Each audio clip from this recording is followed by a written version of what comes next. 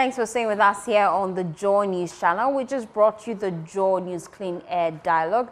We're just gauging the thoughts of the political parties as we head to the polls.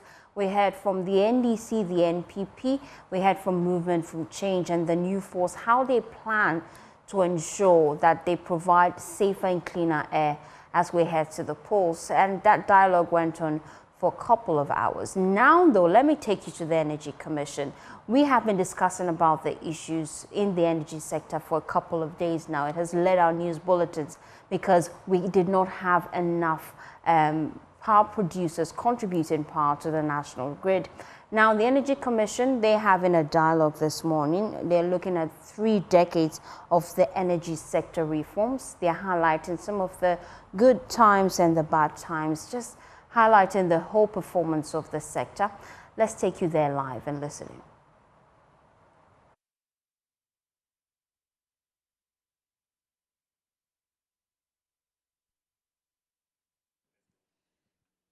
Good morning, ladies and gentlemen. Welcome to this very exciting day for us here at the Energy Commission at our very beautiful, nearly zero energy building.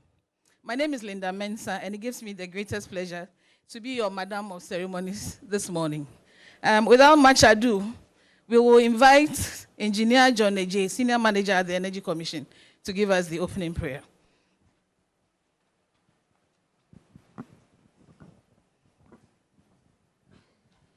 Good morning. Shall we bow down our heads and pray? Father, we thank you for this opportunity to launch this great academy. According to your word in Proverbs chapter 16, verse 3, it says that we should commit our works into your hands and our thoughts will be established. And so, Lord, we commit this academy into your hands. We ask that you take absolute control in the name of Jesus. Make it a household name, not only in Ghana, but all across the globe, even in the name of Jesus. Every plan of the evil one concerning this academy by this prayer, we abort it even in Jesus' name. We commit the rest of today's program into your hands. Take absolute control and have your own way. In Jesus' name we pray with thanksgiving. Amen. Thank you, John.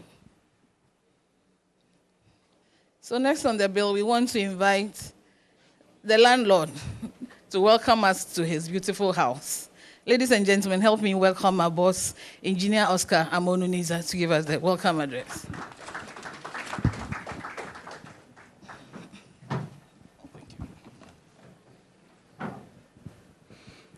Good morning to everyone.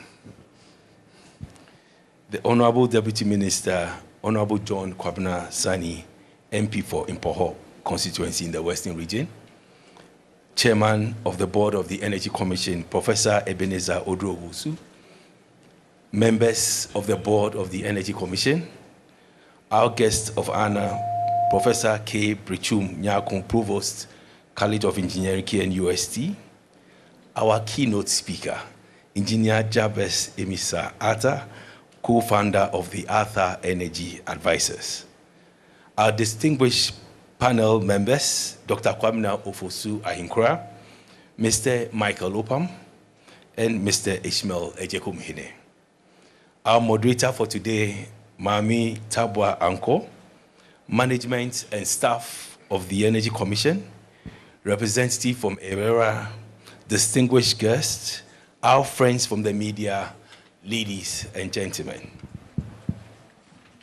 Welcome to the Energy Commission and to the very first event to be hosted in this, our newly commissioned nearly zero energy building, Ghana's first, where we celebrate a visionary platform established by the Commission to empower energy professionals across Africa.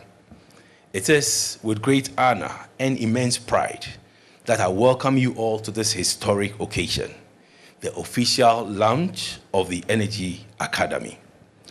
Today, we are not only celebrating the birth of an institution that will shape the future of Ghana's energy sector, but also reflecting on a legacy of progress through the Energy Forum as we evaluate 30 years of reforms in our energy sector.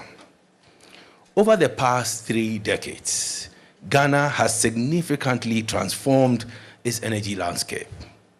The journey has been challenging and rewarding, from ambitious reforms aimed at restructuring the sector to innovative solutions addressing energy access and sustainability. The Energy Forum, accompanying this launch of the Academy, offers us a unique opportunity to pause, reflect, and draw lessons from our shared history. It is a space to evaluate how far we have come and identify the path forward as we strive for an inclusive, resilient, and sustainable energy sector. The Energy Academy we launched today is a direct response to lessons from the past. We recognize that the cornerstone of a thriving energy sector is its people.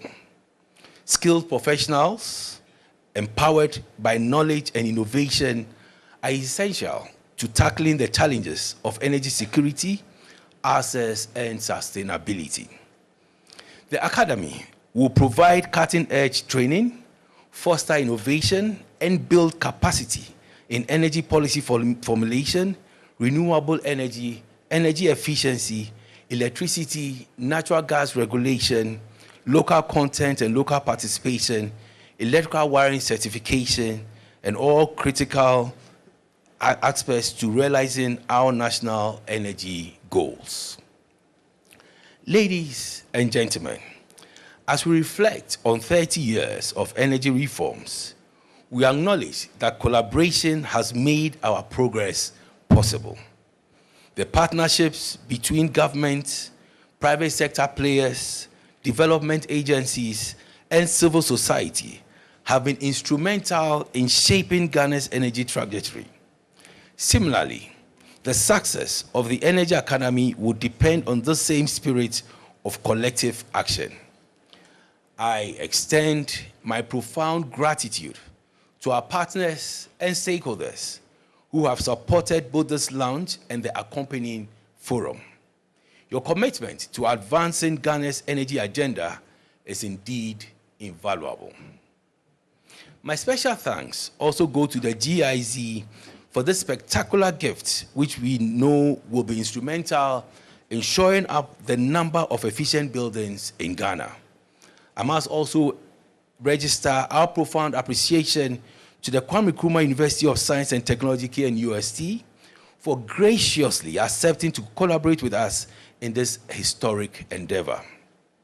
As we officially launch the Energy Academy today, I urge all of us to engage actively in the discussions at the forum.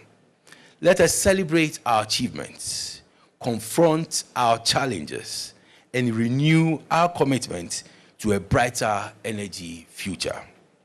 Together, we can ensure that Ghana's energy sector in the next 30 years will be defined by innovation, inclusivity, and sustainability.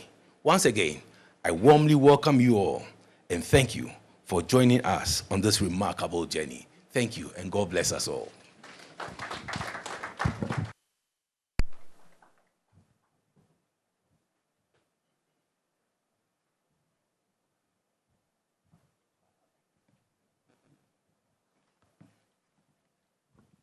Thank you, sir.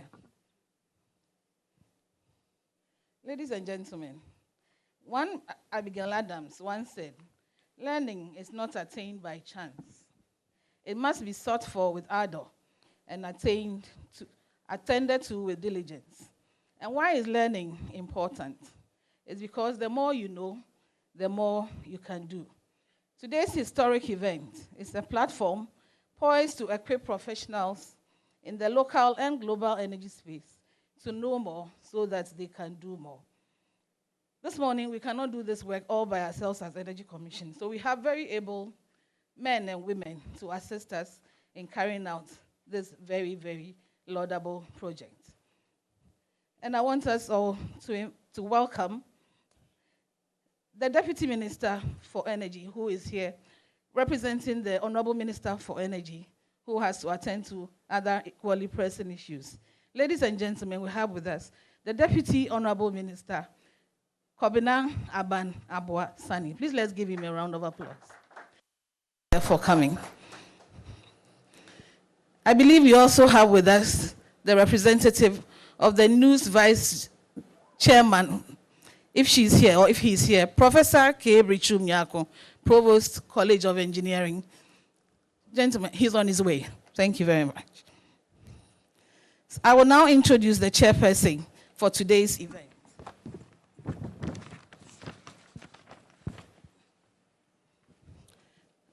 He is the board chairman of the Energy Commission. He is also the president of the Presbyterian University of Ghana, Professor Ebenezer Odro-Wusu. He is a university administrator who served as the vice chancellor of the University of Ghana from 1st August 2016 to 31st July 2021. Before becoming vice chancellor, Prof served as a professor of entomology at the University of Ghana's Department of Animal Biology and Conservation Science. He was also the provost of the College of Basic and Applied Sciences, University of Ghana. He also held the positions of vice dean of the Faculty of Science, chairman of the Volta Basin Research Project, and dean and acting dean of the School of Biological Sciences. He was the chairman of the Cocoa Research Institute of Ghana board from 2017 to 2020. In August 2008, Professor Wusu was significantly decorated as a living legend by the people of Kochi, Japan, for his contribution to science and the internalization of Kochi City. Ladies and gentlemen, shall we welcome the chairman of this very important occasion, our board chairman, Professor Ebenezer Odro-Wusu, to give us his opening remarks. Prof. Well, thank you very much, Linda. Colleagues, let me lean on the protocol already established. So I roll on right from that point. Let me indicate that it is with deep sense of responsibility that I accept the honor of chairing today's proceedings, which mark not only the launch of the Energy Academy, but also the opening of the Energy Forum, evaluating 3 decades of reform in Ghana's energy sector. This dual event is a testament to the thoughtful planning and visionary leadership of the Energy Commission. Now, the Energy Forum provides us a timely opportunity to reflect on 30 years of progress, challenges, and innovations in Ghana's energy sector. It invites us to evaluate the impact of reforms on energy access, security, and sustainability while charting a path for an even brighter future. Now, the Energy Academy also offers us the opportunity to impact positively on individuals who want to build knowledge in the energy area. To this end, I accept the position of chairman, and as chairman of today's proceedings, I pledge to guide us through meaningful discussions that will enrich the forum and inspire actionable insights. Let us use this occasion to reflect deeply on our shared history and renew our commitment to advancing Ghana's energy future. I thank you all for being here today to contribute to this significant event. Together, let us make today's proceedings a resounding success. Thank you very much.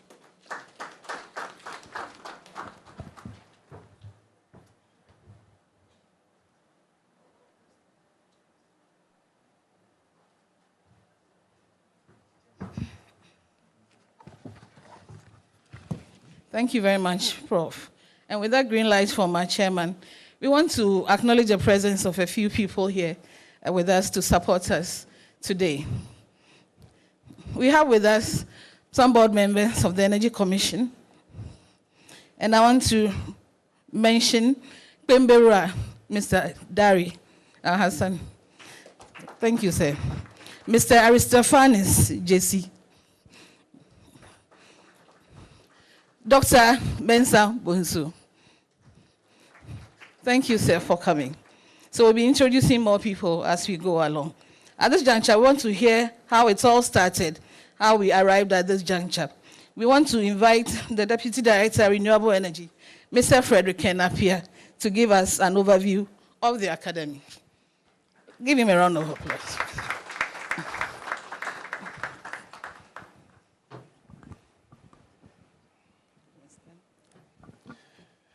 Good morning, ladies and gentlemen. Mr. Chairman, our board chairman, Honorable Deputy Minister, Executive Secretary, I want to stand on existing protocols and present briefly on the overview of the Energy Academy.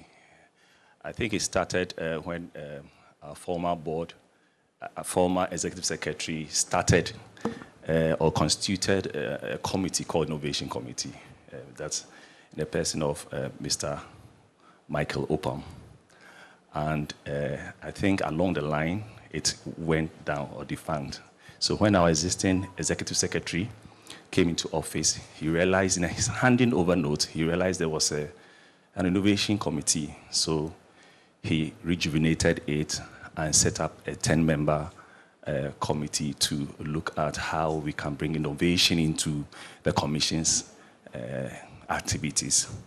And I remember the first time we met was in Pram City Escape. And when we're deliberating on ideas that we collated from staff, idea of Energy Academy came up. We knew that one of our former member or staff wanted to do one on local content. So we said, when we're deliberating, we realized there was existing document like that. We said, oh, we have to broaden it because we have built certain expertise. So I'll present on that. So basically, Energy Commission is a regulator of choice. We say it's a regulator of choice because many times we get delegation from African countries, especially Sub-Saharan Africa and even West Africa, coming to Energy Commission to learn about how we've been doing our things, because almost every document that even researchers even reference, you will find Energy Commission, energy statistics, energy policy that we've done. And so we said that why don't we put a structured platform where we can deliver the knowledge transfer. Even last month, a delegation from Gambia, they come from the boards, the ministries, the regulators, everybody, they come and learn from Ghana's experience. And also we've seen that we've been producing experts, and at the end of their service in the public service, they become very, very useful to the African continent. We say that, oh, we have experts out there. Why don't we also use that platform to bring this expert to transfer knowledge across anybody who wants it in Africa? And then also, we also realize that people travel to abroad for certain courses, and they use Africa as a case study. And most of the times, they have to refer to Ghana's successes. And therefore, we wanted to consolidate all these efforts, and we therefore created this platform called the Energy Academy. And the purpose is to just empower energy professionals across the African continent using cutting-edge training technologies and so on. So basically, it's to share knowledge and also create a platform for experts to impart knowledge. And lastly, to make sure that at least we have continuous pool of experts that we can draw and industry can also pick it from.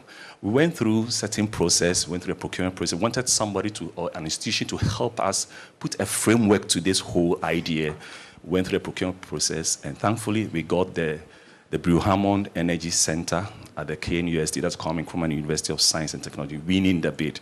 So we supported them, they also supported us, and put the framework to the whole idea and develop the course modules, course content, and everything concerning the academy, even the learning management system, and even the website, which I will show you. And we went through the study. They studied across Africa and across the world how energy academies have performed, and then we transferred some of the knowledge and so on. So we've done all this now. We are in the implementation stage. Our unique proposition is that we are in this nice building, which is a net zero, some will say nearly net zero energy building, where it's eco-friendly. Our courses are accredited because of the collaboration we have with KNUST. We have an electronic library that we have linked the academy to. So there's a repository of certain research information or data that the academy, anybody who train here, will have access to. It's even open to the public in the energy sector or anybody. There's human, we call something human library linked to it, and also study tour. And we have experts to deliver. And as I said, we signed an MOU, as delivered by Executive Secretary, we signed an MOU with the KNUST, the Vice Chancellor. We're very glad to have that collaboration, and that they have supported the academy to reach this stage. Even though we have 5 thematic areas, and the academy is not competing with the traditional universities or course delivered. No, it's tailor-made. We are looking at continuous professional development courses, short courses that will help industry players. Because some of the courses, you'll never find them. Wiring, how wiring was developed, and be able to train a whole, almost like 15,000 electricians. You've certified them. I don't think you can find it in any course. Local content development in the electric supply industry, energy efficiency. We have passed almost like over 20 regulations on energy efficient appliances. You will not find. Even we have regulations on standards and labeling for solar panels, inverters, and so you will not find them. So we have energy policy, because within our mandate, we deal with energy policy, regulation, renewable energy planning, and so on. So we have energy policy and regulation, energy planning, renewable energy, energy efficiency and conservation, energy data analytics, and so on. So on the platform, on the course, if you want to sign on, you get all these things. You can choose a model. So I'm just going to flip through some of the things. So energy policy analysis, there are certain modules, about 4 modules that you can get. We will look at examples. So we have oil and gas and natural gas regulation, renewable energy policy development, power system regulations, local content, local participation, and wiring, and a whole lot. For the energy planning, we have energy systems planning, integrated resource planning. We have the markets and planning. We also have the forecasting and also climate change. With the renewables, we have the renewable energy technologies, and some are just 2 weeks, some are just 1 week course, and so on. Renewable energy economics, project development, grid integration of renewable energy, the energy efficiency. We have the management and audit, industrial equipment, energy efficiency in those areas, electric vehicles and e-mobility, and the rest. In terms of data analytics, we have energy security and geopolitics. We know how it interplays. Energy data analytics, innovation, technology, research methods, and so on. So we have a whole lot of, and we even have, I didn't present, we have a tailor-made course for even boards. So when they are inaugurated or when they come into office afresh, sometimes some of the board members are not so much abreast with the energy terminologies and so on. So we even have a tailor-made courses for newly constituted boards, and so in the energy sector, or even for media and so on. So this is the web page. When you open, you land on this eacademy.energycom.gov.gh, and it gives you the overview. There are courses.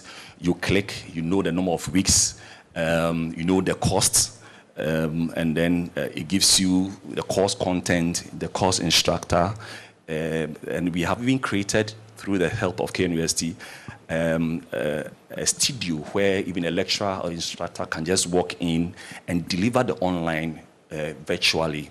We just plug in your materials, the cameras are all set, and we learned all these things from KNUST. They have a robust e-learning platform, and thank you very much, KNUST. And we've linked it to the e-library, which will be hosted here in the far right room there, even though currently it's in the existing building. So in a nutshell, we are ready to go. We've done our dry run. We want you to partner. We know there are so many experts here. So just contact us and see how best we can collaborate, get you on board, and certain need that we need to deliver and solve within the African continent, we can develop something around that one. Thank you very much.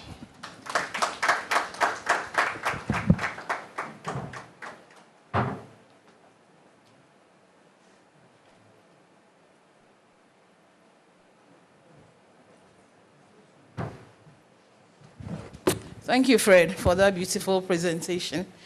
We are inching towards the very important, or the climax of the event. And before that, I want to acknowledge the presence of some few people here.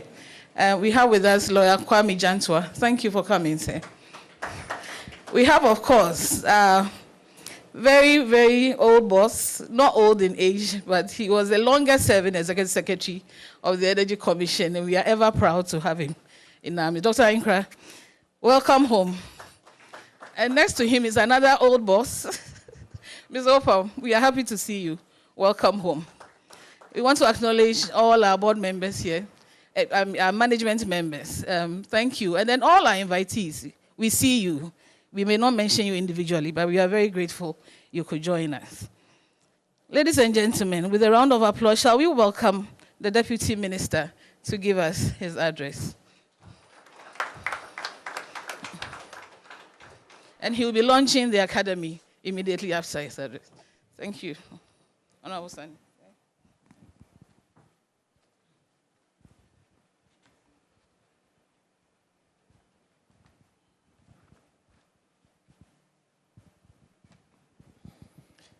Thank you very much, Madam MC.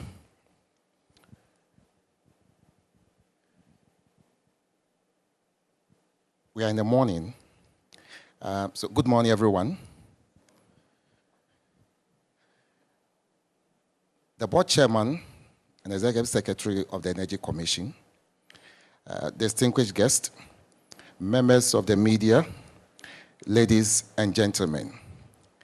Let me also lean on existing protocols, as the board chairman said, to deliver my maiden address, because it's the first time stepping into this auditorium. It is a privilege to welcome you all on behalf of the Honorable Minister for Energy, Herbert Kappa, for this momentous occasion where we gather to launch the Energy Academy and Energy Forum series to reflect on 30 years of reforms in Ghana's energy sector. This dual event symbolizes both our progress and the bold steps we are taking to secure a sustainable energy future. Allow me to reiterate the sentiment my minister shared during the commissioning and handover of the nearly zero energy building. With its eco-friendly design and advanced functionality, this state of the art facility stands as a powerful testament to Ghana's unwavering commitment to sustainable development and innovation.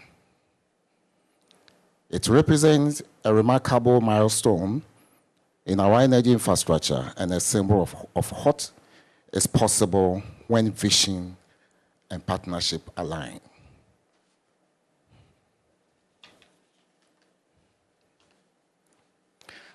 As the home of the Energy Academy, the building is a fertile foundation for shaping the next generation of energy leaders and solutions. Once again, I extend our deepest gratitude to the German government and to GIZ for their instrumental role in bringing this beautiful edifice to life.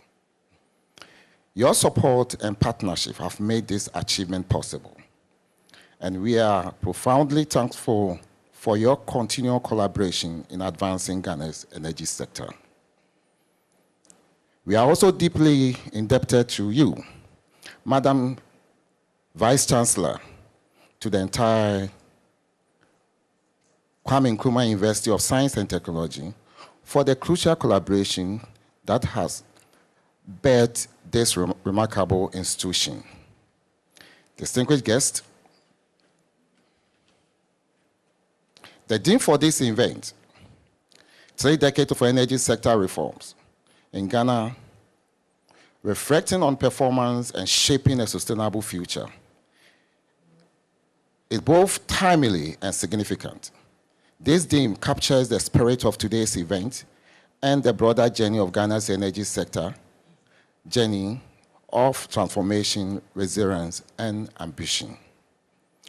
Over the past 3 decades, Ghana's energy sector has undergone transformative reforms that have had the foundation for the progress we see today. From regulatory frameworks that open the door to private sector participation to effort to improve energy access, reliability, sustainability. These reforms have powered industries, driven economic growth, improved the quality of life for millions of Ghanaians. However, as we reflect on our achievement, we must recognize persistent challenges. The global energy landscape is evolving rapidly, with a strong push towards decarbonization, technological innovation, sustainable energy solution. For Ghana to remain competitive and resilient, we must adapt and innovate. Ladies and gentlemen, the Dean challenges us to evaluate past lessons, address the gaps, and chart a bold course towards future that balances growth, inclusivity, and sustainability. The lesson learned, experts cultivated during these transformative years have laid a solid foundation for the academy's establishment. The reforms brought visionary policies, institutional strengthening, and the development of skilled professionals who have driven the sector's growth. The academy seeks to build on the legacy, serving as a bridge between the insight gained from the past and the aspiration for the future. It embodies the knowledge, experience, innovation honed over the years, ensuring that Ghana continues to lead in shaping the sustainable, resilient energy sector.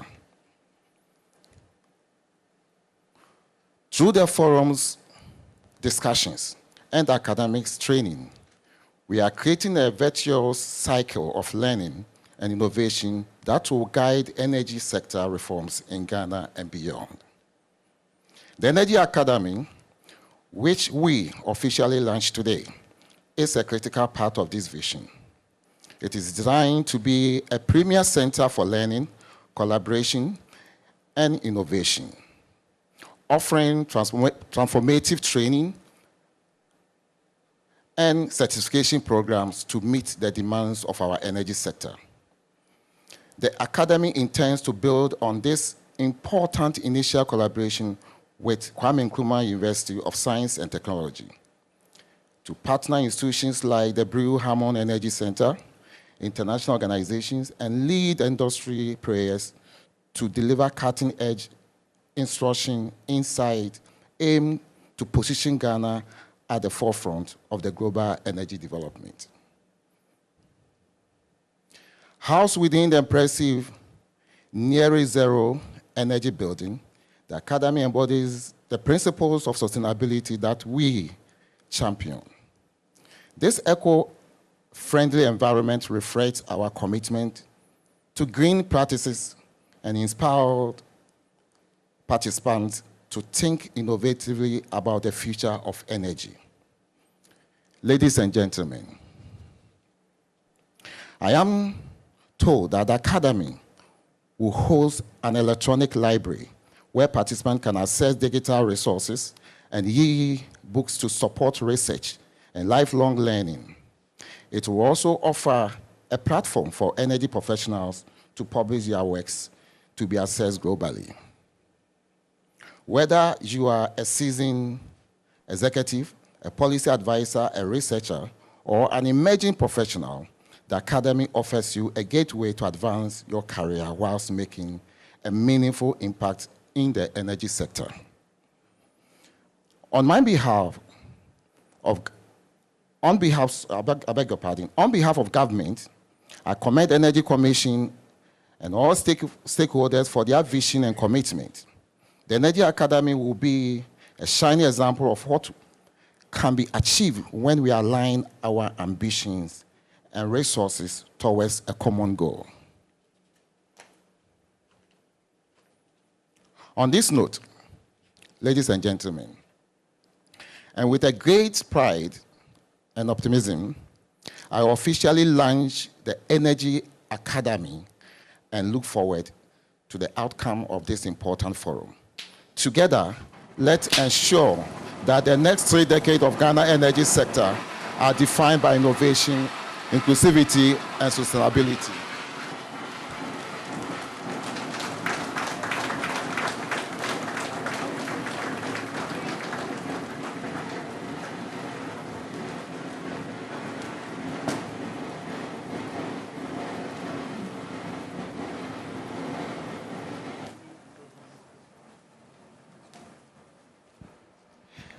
Thank you, and congratulations to all who have made this vision a reality.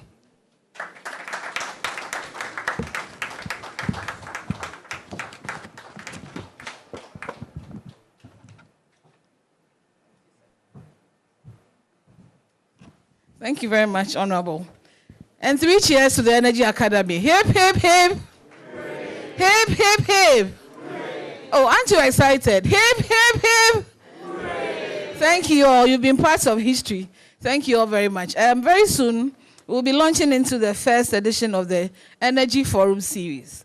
And we'll be hearing from our keynote speaker, who is here in his very admirable hat, Engineer Jabesh Mr. Atta. Let's give him a round of applause. We'll be introducing him in detail when he comes to give his speech. He's accompanied by his beautiful wife, an expert in the sector too. Auntie Harriet, welcome. We also have with us the lawyer counsel for IRERA, Monsieur Charles Ndiaye. Thank you, sir, for joining us. Okay. So, ladies and gentlemen, we are going downstairs for our photographs, and then we'll come back here to sit on the first edition of the Energy Forum series. Just a second. Okay, so I understand there's a door behind me that we are going to use. So we led by the dignitaries. Okay. Then welcome. Only dignitaries. Only dignitaries for now. We need to drastically transform. Thank you very much. So dignitaries, society. Designed to empower energy To be able to do that, Africa. Imagine where you gain cutting-edge skills in energy policy, renewable energy, efficiency, and regulation, all key to transforming the future of global energy. At the Energy Academy, we are more than a learning center. We are a hub of innovation and collaboration. With top-tier training and certification programs, we put you at the heart of global energy. Engineer Jabesh Mr. Arthur, whom we have mentioned already this morning, is a fellow of the Ghana Institute of Engineering with extensive expertise in strategic planning and the operations and management of power utilities. Jabesh holds a Bachelor of Science degree in Mechanical Engineering from the Kwame Nkrumah University of Science and Technology, Kumasi, and a Master's in Public Administration from Harvard University, Massachusetts, USA. With now over 40 years of notable contributions to the development of power systems in Ghana and West Africa.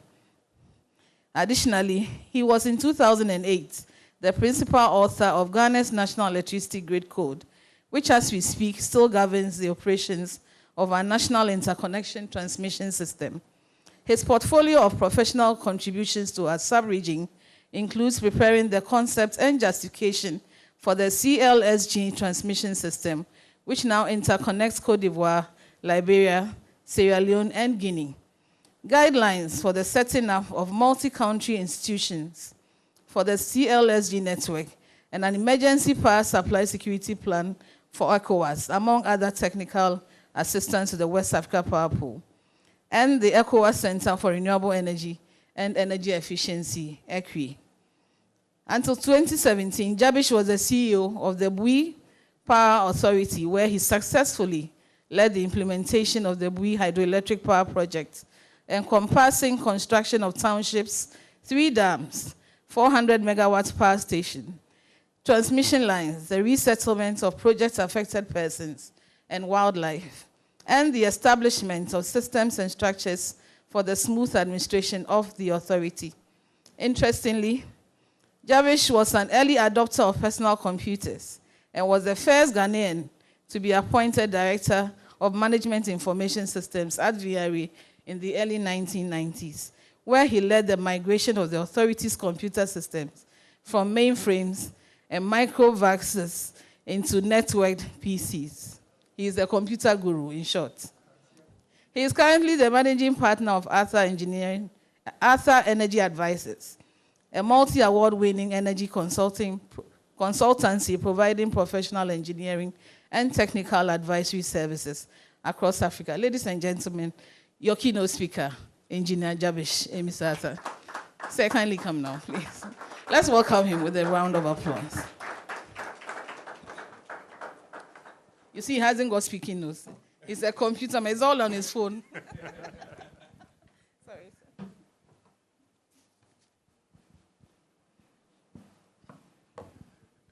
Good morning, everyone. Thank you, Linda, for the introduction. It is a joy and a pleasure for me to be here.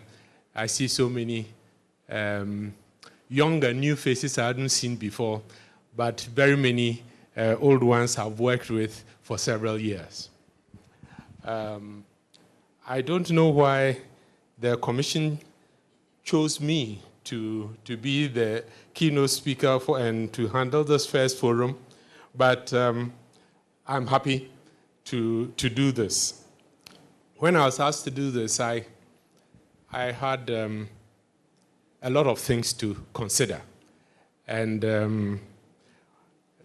the time was given to me to be 30 minutes, so I'll cut out a lot of the stuff and deal with probably only 3 or 4 things that are probably more current and more interest to me. Can we start the presentation? Okay.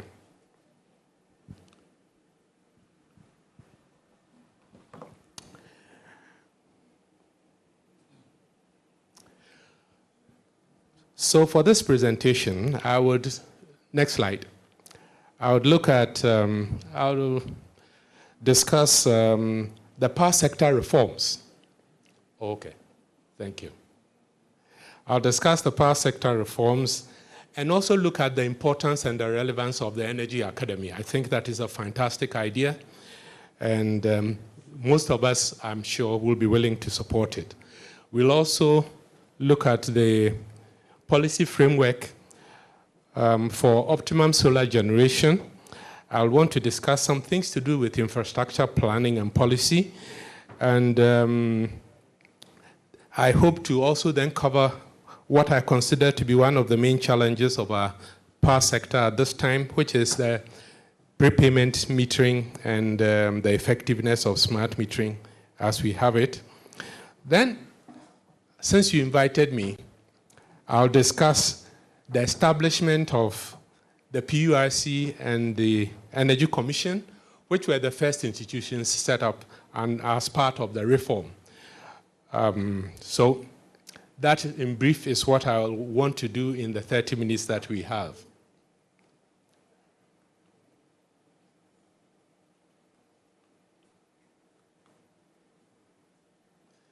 Where do I point this for it to work?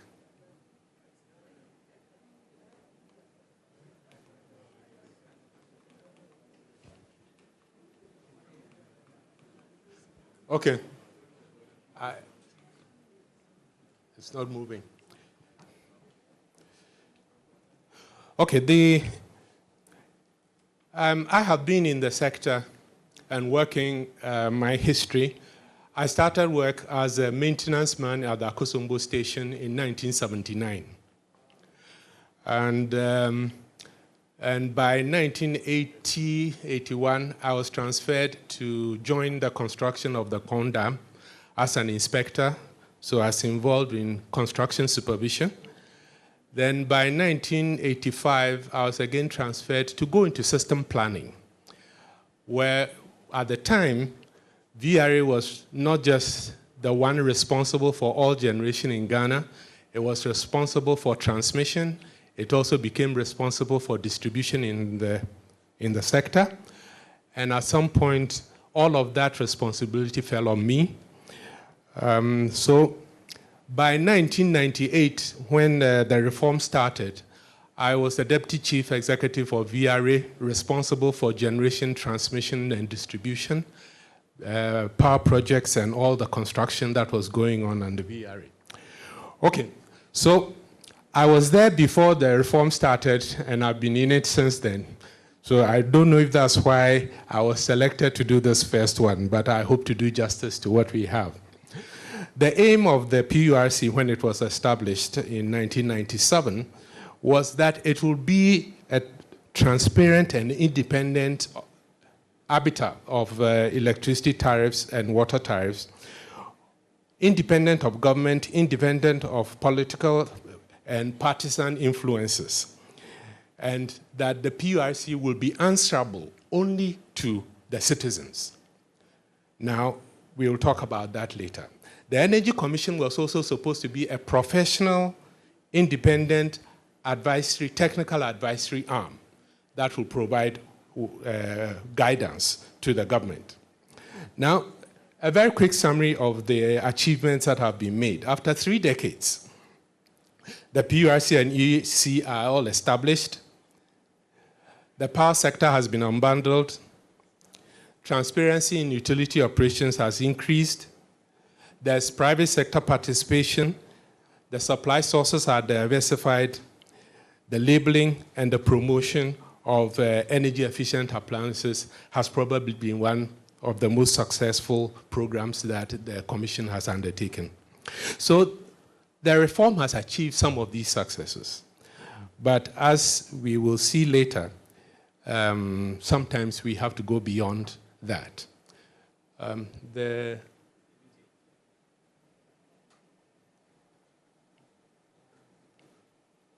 Okay, why the Academy? I think that the Academy needs to address the gaps in technical planning and regulatory expertise in order to improve the overall sector efficiency of our sector. It has to equip professionals to do this work, especially the planning work, where I have found that there has been the biggest gaps. How are they going to do this? I think that the Academy and the Commission has to foster research into things that are in the field data of what is happening, so that they can actually give advice that is relevant to our circumstances. And as I'll show in some of the presentations, this is important if we are to get the benefit of the investments that we make. While referring to best practices from other places, they have to provide tailored policy advice, and the emphasis on the tailored. The advice has to be tailored to our circumstances, because quite often the copy and paste from outside is not very effective for us. Now, the success factors for the Academy to do well. The Academy must look at our past actions and our past policies and assess them honestly and candidly, and within the context of the times when those policies and actions were taken. That is the first key to success, that they will honestly assess the actions and the policies that have been in the past. The second is that each entity and each individual who has been involved, and I've seen many of the culprits here, each of the individuals and entities involved must candidly recount what the setbacks were of these actions, and in humility admit the shortcomings of the things we did in the past. Then, using 2020 hindsight, we have to give recommendations for a better future. And I believe those are the 3 principles that will allow the Academy to be successful in helping us all get into a better future for the power sector. Here I've put this without much inscriptions. This is a typical daily load curve for Ghana. And you see the characteristics, that there's a low demand during the day, and then there's a peak in the evening. And that is a characteristic we'll have to remember as we go forward. In planning, many of us don't know this, but there are two related things that you have to do. You have to look at what we say the capacity balance, which is different from the energy balance. I think that the sector has done very well in bringing the media into our space and helping us project our messages. But sometimes the discussions have fallen short because there isn't a sufficient depth of understanding, especially when it gets to planning. And some of the things, one of the things I'll be talking about later. Next slide. Now, the demand profile that I've shown is critical for the additions and the growth of the network, because they determine what you are going to do and what you are planning for. If there's zero growth in the peak demand, it means that you don't need any generation additions. If there are large increases, that means you have to put a lot of new capacity online. If there are faster peak demand growth, then you have to have faster generation additions. So that kind of curve says a lot about what you are going to have to do going forward. Next slide. Now I'm going to talk about thermal versus solar. Now, the graph on the left here is showing what has happened from 2018 to 2023 regarding three components. The cost of coal and gas is up here, and you see it rising gradually over the years. And the cost of solar is what you can see here coming down. And so with time, solar, by looking at the LCOE, which is the levelized cost of electricity from these plants, this is what is happening. And when you compare the LCOE makeup as what we have on the right there, you'll see that thermal generation by LCOE is $130 per megawatt hour, whilst solar is around 100.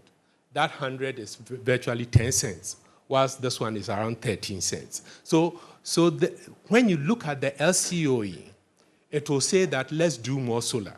And that's what this says. But then there's an aspect that I am saying we have to be careful where we take these things from. Next slide. The next slide, I'm looking at the peak demand for an advanced economy. And I've shown you that for Ghana some time back. This is the typical load curve for an advanced country. And what you see is that their peak load occurs in the daytime when industry is working. And their evening peak is lower than their daytime peak. That is for advanced economies. And let's look at the next slide, will show you the comparative one for a developing economy. This is what is happening for a developing economy. The daytime peak is down and the evening peak is up. And Ghana, we are a classic example of this. Now, what this means is that what is driving generation additions to the grid is not the daytime peak, but the evening peak. Whilst in the advanced countries, it is the daytime peak that is driving the additions and not the evening peak. And this difference may look small. Next slide. This difference may look small, but when you take it in the context of solar, it has a profound implications for what we do in a developing economy. That is markedly different from what you have to do in an advanced economy.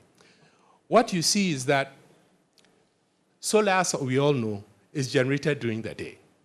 And so its impact is different for an advanced economy versus a developing economy. And although the differences look very subtle, they have manifold and big implications for us. Next slide. Next slide. Here we are comparing, I'm comparing the effect of solar generation in an advanced economy. The chart on the left is what you saw previously. The chart on the right is when they have put solar in. And you see that solar causes a reduction in their peak demand. And that is, for them, the peak that is driving their generation additions. So when you put solar in an advanced economy, it reduces the pressure for you to add new plants. Okay? That is what it does in an advanced economy. Now, the next slide will look at what it does in a developing economy. This on the left is the graph, the daily demand curve of a developing economy without solar. As you can see, the daily peak is way down there, the evening peak is up there. On the right is what happens in a developing economy when you add solar. What it does is it depresses the daytime peak, which was never your problem anyway, but it doesn't change anything about your evening peak because in the evening the solar is not there.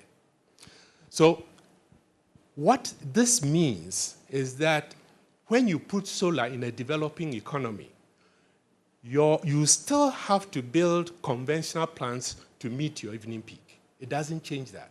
So you are going to build the conventional plants, and then you build your solar, but your solar is essentially non-scoring for the evening.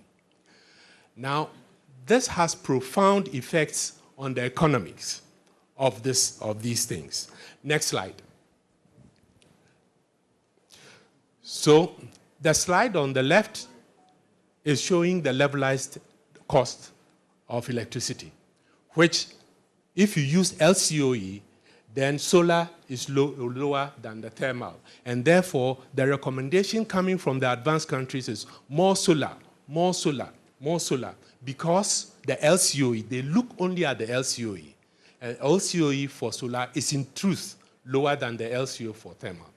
But when you get to a developing economy, the chart on the right, you see that because it doesn't affect the evening peak, you are still going to have to construct thermal plants. And so we have to add the capacity charge for the thermal to the solar here. And as a result, the solar is not necessarily cheaper for us. And this is all because we have differences in our load profile that if you just copy and paste what is going on in Germany or California or whatever, and you bring it here and you follow this, you are misleading yourself.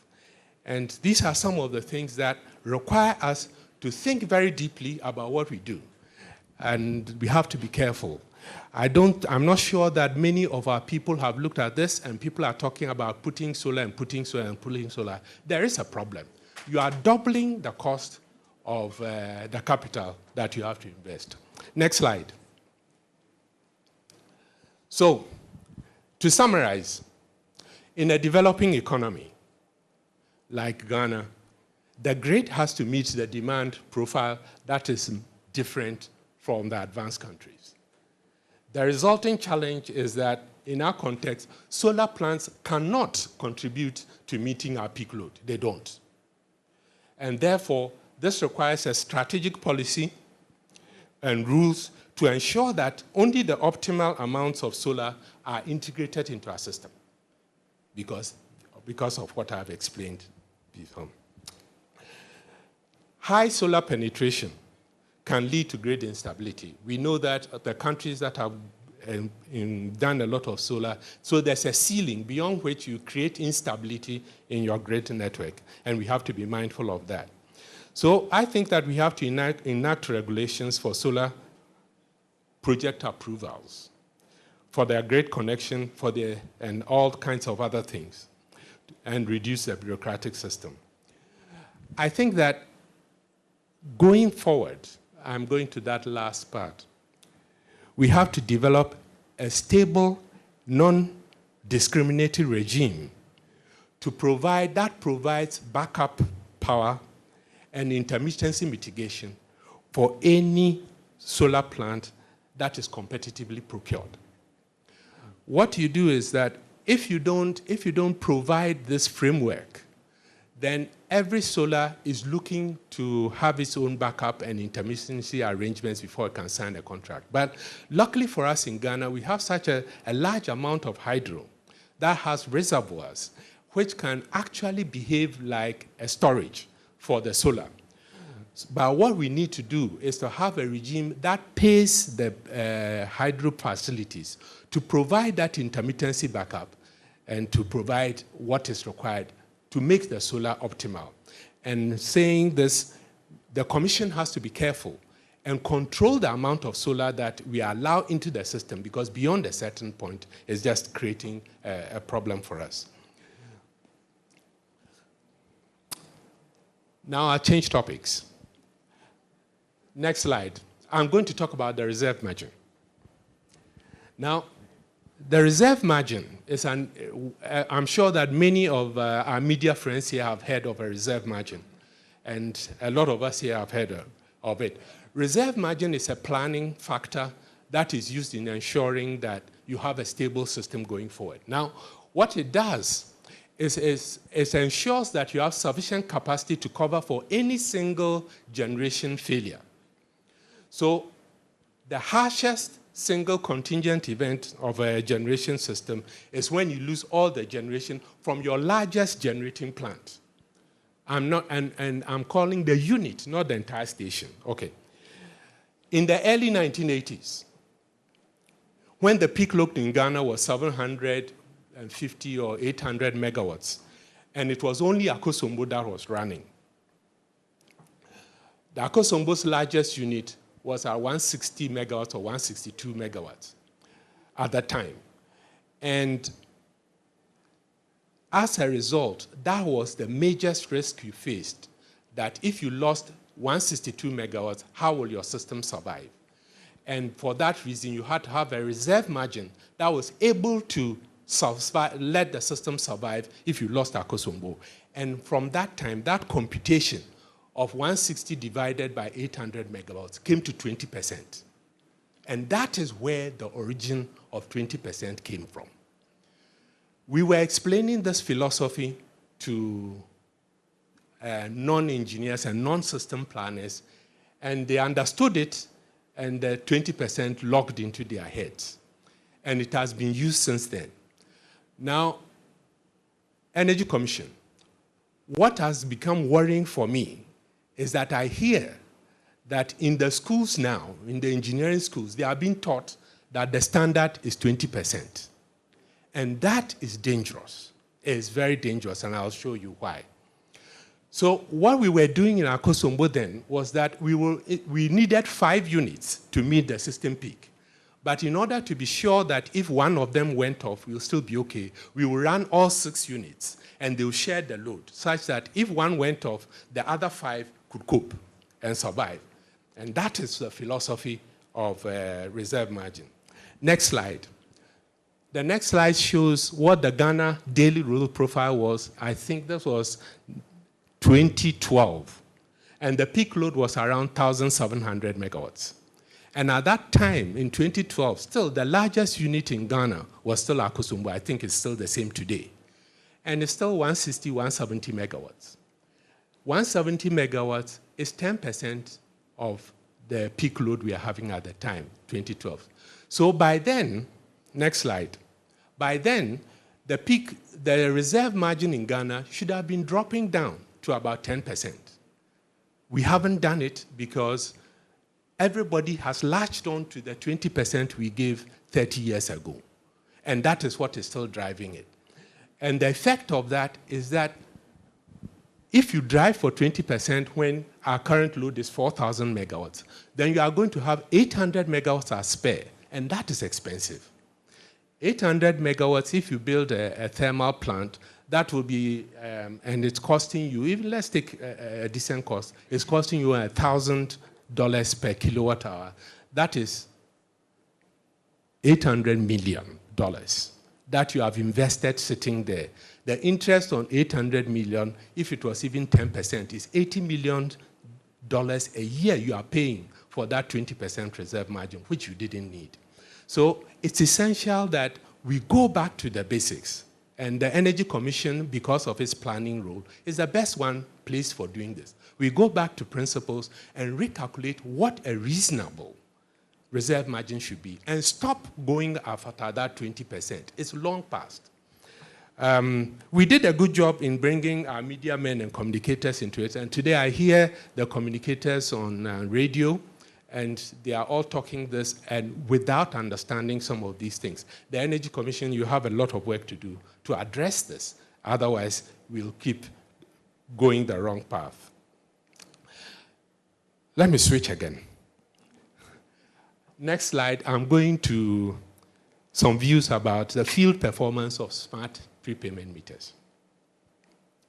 The adoption of prepayment meters and smart meters has been proceeding at a fast pace for several years now.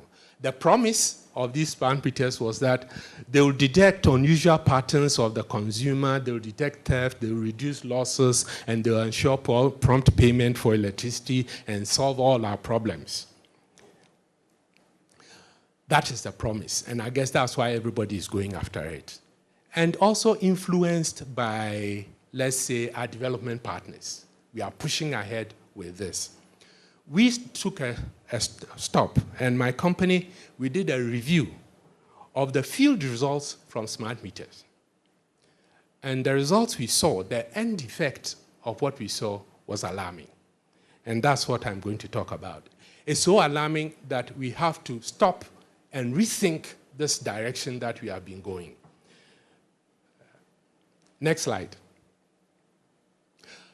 This next slide shows what we found to be happening with regard to prepayment and smart meters that the utilities said they had installed. In this case, our sample size had 6,155 of these meters that were in service throughout 2023, and we are looking at recent data. This work was done early this year. So we looked at all the data for these meters for 6,155. And by normal convention, if they were buying every month, you'd have expected that the 6,000, all of them will buy at least once a month. Now, this is the number of times customers bought. So these people bought 12 times in the year, 11, 10, and the 0 people are here. So, and these are all, we excluded all new customers who came within the year and looked at only those who had been in existence throughout 2023. And the end, what this says is that only 24%, 25% of them bought regularly every month. And 9.8% bought 11 times and so on. But look at the lower end. These people bought only 3 times in the whole year. And I have a prepayment meter, and I don't know how come I can buy only 3 times in the whole year. 2 times, once, and so on. In the end, when you look at it, about 18% of the prepayment customers bought less than 3 times, 1, 2, 3, for the whole year. And is that reasonable? What is going on? And on the other side, there's another graph that shows what is happening, that they composed the prepayment meters, the listed accounts, they composed 37% of the customer base, and that is what happened with them. The entries that were valid, out of the 37%, 15.6% bought between 10 and 12 times. So we'll think that that is okay. 6.16% bought between 7 and 9 times for the year, which is probably borderline. But the rest bought 3 times or less. And that indicates that there is a problem, because I don't see how anybody can buy only 3 times a year. Now, let's compare that to, next slide. We compare that same performance with the performance of postpaid meters. And when you look at the key numbers, at least on the postpaid meters, 33.5% were billed regularly, 12 times for the year, compared to the 24% we were seeing. And so comparing them just for that, from that basis, it shows clearly that there's a problem with the prepayment meters, and it is not performing against the promises that were given. And we believe that it's time to pause this thing and look carefully, because the prepayment meters, they are not cheap compared to the other ones. The next slide looks at another case that we looked at. Next slide. We did a 6-month investigation into industrial customers who were using smart or prepaid meters. And 76 of them were selected for detailed customer investigations. Of the 76 that we investigated, 10 were found to show evidence of something going wrong. And so they were checked further. When we checked the 10, 5 of them, it was confirmed that something fishy had gone on. And we determined that those 5 were causing an annual loss greater than $1.5 million a year. Just the 5 industrial customers. These, of course, are big consumers of electricity.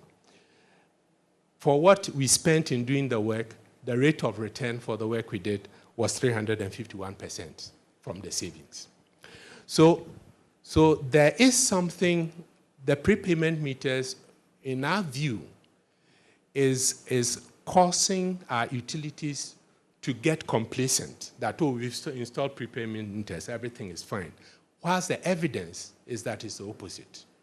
And we have to look at it before we keep throwing money at this thing and it doesn't work. Okay, so the effectiveness of a summary of this. The records show that prepaid customers are purchasing less frequently than postpaid customers. Why that is happening, we saw some interesting things in the field, and we probably should look at that. The audit that we have conducted has allowed us to conclude that the utilities,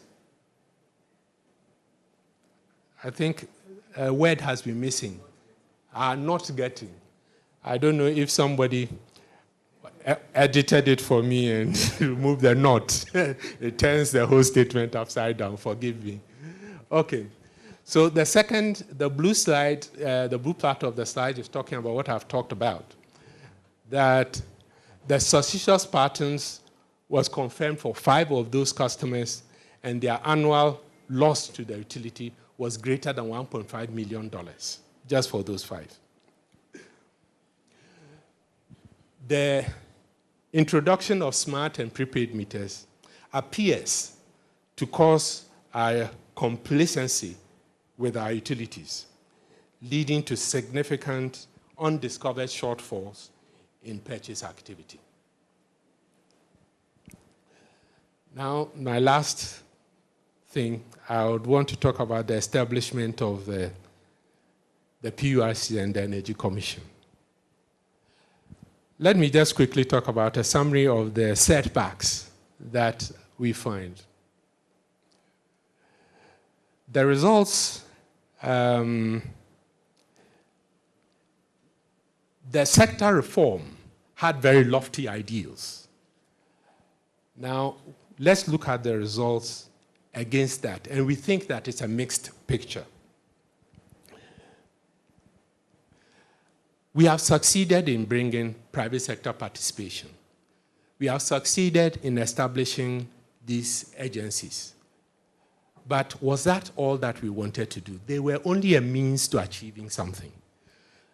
And I'm still distressed when I find that private sector participation has not addressed the fundamental problems of the sector, and we are still in a mess. So we didn't do it just, or the sector reform wasn't just to create a commission and say we have unbundled. There was a goal. What were we to achieve? Have we achieved it? Are the customers happy? Have the customers gotten benefit from all this reform that we have done? And I think that if you go into the street and you ask the customers, they will tell you their peace of mind.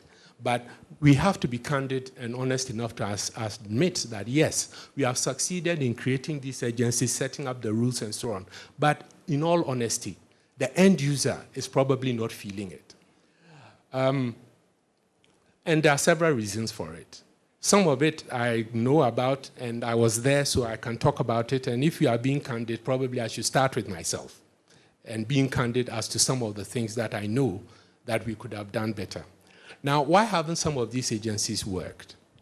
The first is that the agencies were supposed to be independent.